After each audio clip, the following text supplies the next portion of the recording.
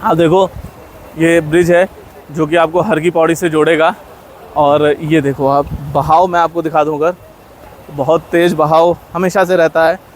और ऐसे देखो आप बहाव देखो कितना तेज़ है ये, और हमेशा बहाव तेज़ ही रहता है यहाँ। लेकिन अभी क्योंकि बारिश ख़त्म हो रखी है तो इसलिए बहाव यहाँ पर थोड़ा और तेज़ है और पानी भी अच्छी क्वांटिटी में है। और हम घाट के किनारे आ चुके हैं और यही हर की पैड़ी है। यहाँ हमको स्नान करना है, थोड़ा सा आगे जाके फिर यहाँ स्नान किया जाएगा। तो बड़ा आनंद आने वाला है इस पूरे ट्रिप में, और उससे अधिक आनंद आने वाला है अभी यहाँ स्नान करने में।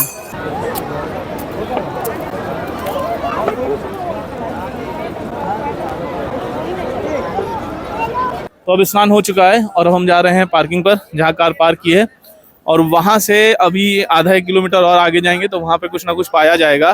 सो अभी हम बैठे हुए हैं कुलचा खाने के लिए, और जहाँ पे पहले पाते थे वो वहाँ भी रेडी नहीं है, तो उसी जस्ट बगल ये भैया ने ऐसे रेडी लगा रखी है। तो अब यहाँ पे कुलचा पाया जाएगा, कुलचे और छोले रहते हैं वो पाए जाएंगे। और उसके बाद फिर यहाँ से यात्रा यहाँ से शुरू होगी।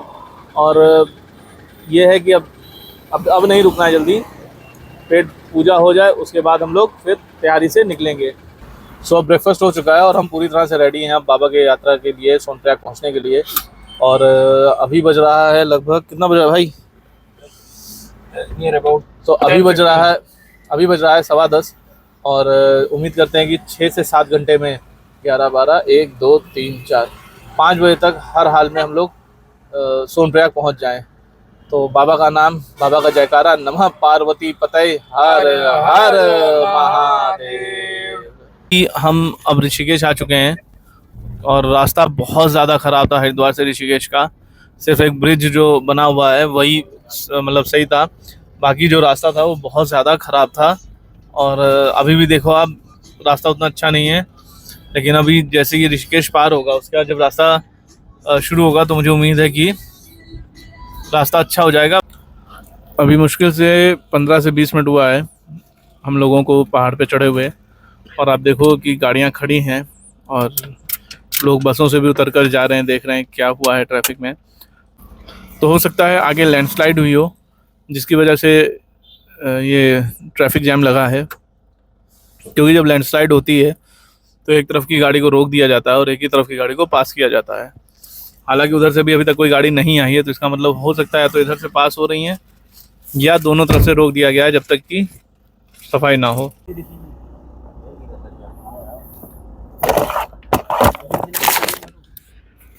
यहाँ पर आप देखो तो एक अच्छी खासी लैंडस्लाइड हो रखी है और ऊपर जेसीबी भी लगी हुई है, वो इसको सही कर रहा है। तो ये सारी चीज़ें होती रहती हैं। ये पहाड़ है तो यहाँ पे आपको थोड़ा सेफ चलानी ही पड़ेगी गाड़ी।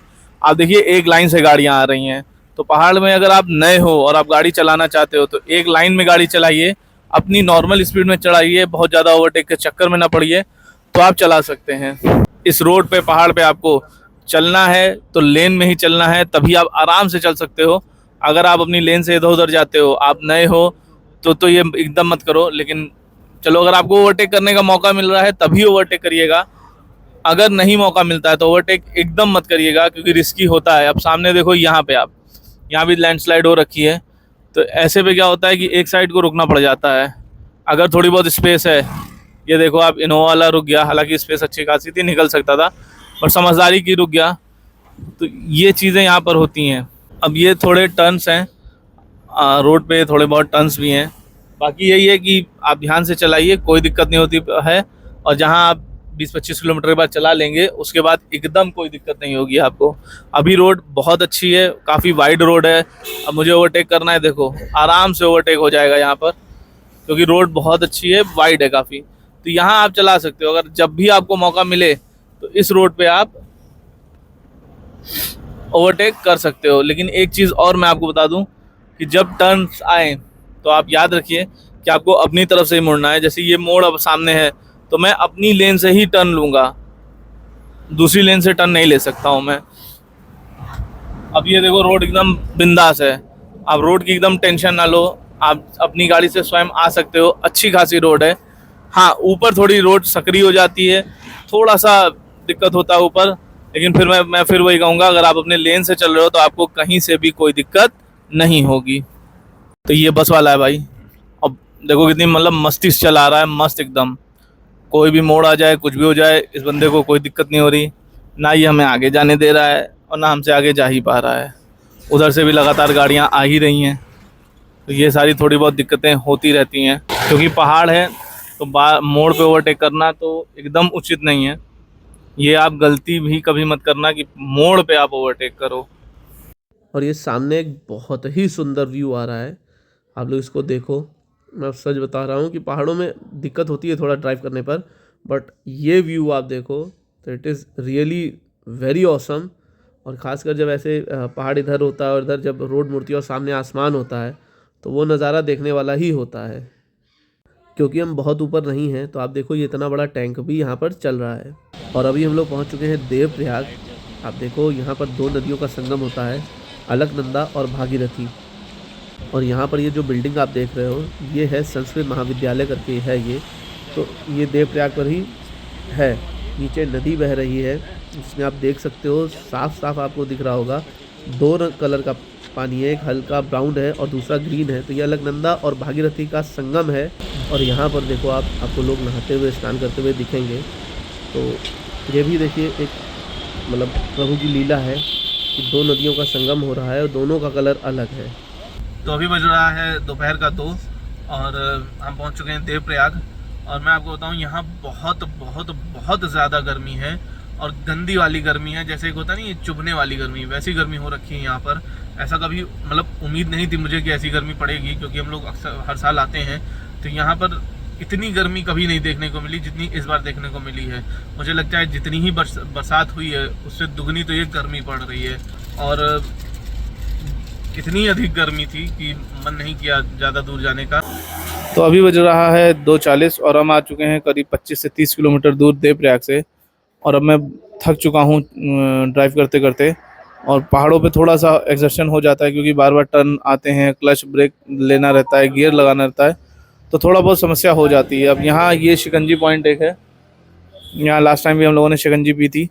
तो अब यही है कि यहाँ थोड़ा देर वेट करके, थोड़ी देर आराम करके, फिर यहाँ से हम लोग आगे निकलेंगे। अब मैं यहाँ से मनीष सर को कार दे दूँगा, वही लेके चलेंगे और मैं थोड़ा देर आराम करूँगा, क्योंकि अभी थोड़ा लंबा सफ़र है और रोड अभी सही है तो इनका चलाना सेफ़ है। उसके बाद आगे रोड बहुत सकरी हो जाती है ऊपर। तो अभी फ़िलहाल मनीष सर ड्राइव कर रहे हैं और आप देखो रोड बहुत अच्छी नहीं है, चौड़ी है बट बहुत अच्छी नहीं है। लेकिन आप एक चीज़ मैं आपको और दिखाना चाहता हूँ। यहाँ पर देखिए, वहाँ पर वो जो ट्रक है वो फंस गया, हल्का सा रुका।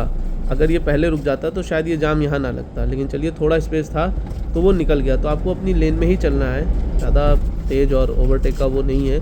बाकी मोड़ है तो मोड़ पे आपको और ध्यान रखना है और हर मोड़ पे आपको हॉर्न ज़रूर बजाना चाहिए। यहाँ पर हमारा टायर एक पंचर हो गया था, उसी को बनवाने के लिए फिर हमें रुकना पड़ा और लगभग 45 से 50 मिनट, 1 घंटा मान लीजिए हमारा ख़राब हुआ। टायर में जो कील घुसी हुई थी वो टूट चुकी थी, ब्रेक इनटू पीसेस हो चुका था, इसकी वजह से काफ़ी ज़्यादा टाइम लग रहा था उसको निकालने में। और फिर भैया ने ये मशीन का इस्तेमाल किया जिससे वो आसानी से निकल सके सारे पीसेस। फिलहाल पंचर बन गया था और टायर भी चेक कर लिया लगा है। और अब हम आगे की तैयारी के लिए अपने तैयार हो गए फिर से। ये मैं व्यू आपको दिखाना चाहता हूँ, ये इतना सुंदर व्यू है, दोनों साइड पहाड़ियाँ हैं और बीच में जो सूरज है वो हल्का हल्का डूब रहा है। ये मोबाइल पे इतना सुंदर लग रहा है तो आप सोचिए सामने से कितना सुंदर लग रहा होगा। चलते चलते रात हो गई और आप देखो यहाँ लैंडस्लाइड हल्की फुल्की हो रखी है और पानी भी बरस रहा है। तो ऐसे में आपको और सावधान होना चाहिए, और क्योंकि मोड़ पर टर्न्स पे गाड़ी स्किड ना करे तो अपनी एक नॉर्मल स्पीड में चलिए। यहाँ पर मैं आपको बताऊँ, थोड़ा अंधेरा हो गया इसलिए मैं आपको दिखा नहीं पा रहा हूँ, लेकिन अगर आप देखोगे तो सिर्फ इतनी जगह है कि 2 गाड़ियाँ केवल पास हो सकती हैं। अगर मैं आपको इधर साइड से दिखाऊं तो आप सोचो उधर से आने की सिर्फ इतनी सी ही जगह बचती है। ये देखो, एक गाड़ी आने भर के जगह बचती है। तो ये पहाड़ों पे थोड़ी दिक्कत होती है। और दूसरी चीज़ ये है, मैं आपको एक चीज़ और बताना चाहूँगा जो कि बहुत ही ज़्यादा इम्पॉर्टेंट है। अगर आप पहली बार पहाड़ पे आ रहे हो, या ऐसा है कि जब गाड़ियाँ, जैसे अभी मान लो ये सामने मेरी गाड़ी है, ये ढलान पे खड़ी हो रखी है गाड़ी, तो आप इसके पास लगा सकते हो, कोई दिक्कत नहीं है। लेकिन अगर चढ़ाई है गाड़ी की तो कभी भी गाड़ी के बहुत पास में मत लगाएं। और कोशिश ये करें कि ढलान अगर बहुत स्टीप है, वो बहुत ज़्यादा इंक्लाइन है, तो गाड़ी नीचे ही रखें, उतने गैप को आप फिल ना करें। क्योंकि होता क्या है कि गाड़ी जब लोडेड होती है तो गाड़ी फिर ऊपर नहीं चढ़ पाती है और आपको बैक करने में भी बहुत दिक्कत होगी। आप रोड की हालत, रोड की कंडीशन अगर देखो तो बहुत ही ज़्यादा ख़राब हो रखी है यहाँ पे। लेकिन मैं ये कहूँगा कि पिछली बार से रोड अभी इस बार अच्छी है। पहले तो ख़राब थी, इस बार थोड़ी अच्छी है। और हाँ, जैसे आप सोनप्रयाग के पास पहुंचने लगोगे तो आपको रोड हमेशा, आज की बात नहीं कर रहा हूँ मैं, हमेशा जब से मैं आ रहा हूँ तब से बता रहा हूँ, जैसे आप पहुंचने लगोगे तब से आपको रोड ख़राब ही मिलेगी। फिर यहाँ से सोनप्रयाग हार्डली 5-7 किलोमीटर है और थोड़ा बहुत ट्रैफिक है। बट अगर आप देखो यहाँ पर, तो यहाँ आपको मार्केट देखने को मिल जाती है, होटल्स देखने को मिल जाते हैं दोनों तरफ।